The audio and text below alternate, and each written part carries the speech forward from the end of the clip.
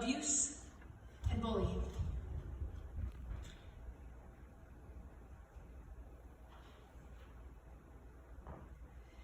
Eight 00273-8255.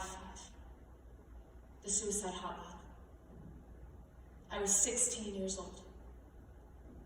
None of this was ever supposed to happen.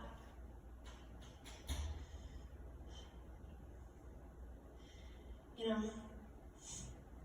it was April 2nd, 2001. Me and my best friend were walking around the hallways without a care in the world. I'm sorry. I know that I should have told you what was happening, but I didn't know how. I didn't know how to tell you how I was feeling. I didn't know how to tell you that all of the words that they would throw at me so carelessly, how I would keep them all inside, pretend not to care, because words are not sticks or stones, but they hold the weight of 1,000,000. I didn't know how to tell you that every single day I had these thoughts that maybe the world would be better off without me. I walked into first period that day. My teacher had said hi to everyone except for me, because I was the one holding the door for everybody else. I never felt so alone in such a crowded classroom. When I would raise my hand to try to answer questions, my teacher would always pick on somebody else because I was always too talkative and needed to give someone else a chance to answer. I just wanted someone to look at me and acknowledge that I was there. I wanted someone to look at me and acknowledge that I wasn't just a shell of someone, a shell of who I used to be, but that I mattered to somebody. Anybody. I rode the hour-long bus ride home from school that day.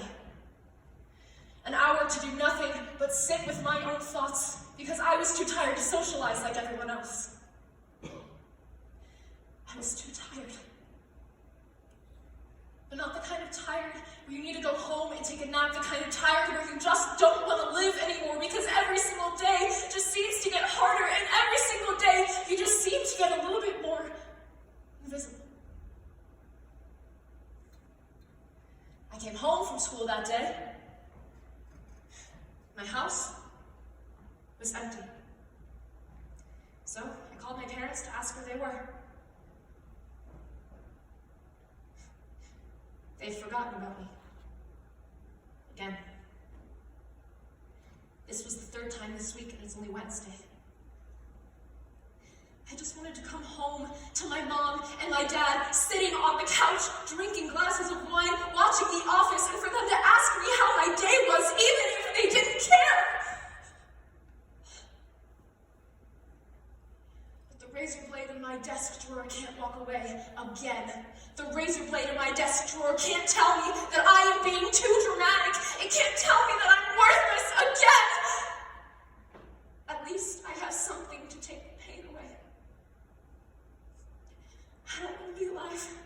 I don't want to be alive. I don't want to be alive.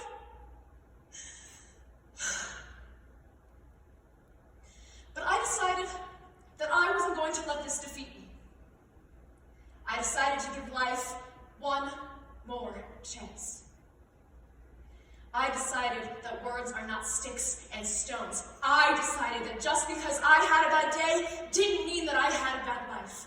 I chose to live. I chose to live for my best friend and for my mom and for my dad, for my sisters. I chose to be here today. I chose to live for myself. I realized that living isn't just about surviving, but living is about the experiences I never would have had. It's about driving around the neighborhood with my favorite people, blasting my favorite songs. I never would have had a job. I never would have fallen in love. I never would have had all-you-can-eat sushi. And I know that it sounds cheesy, but I am alive, and so are you.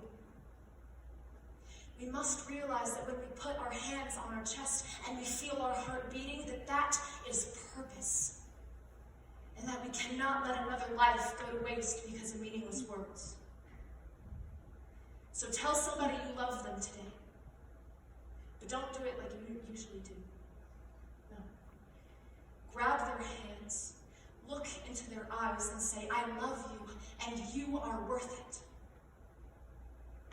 Thank you.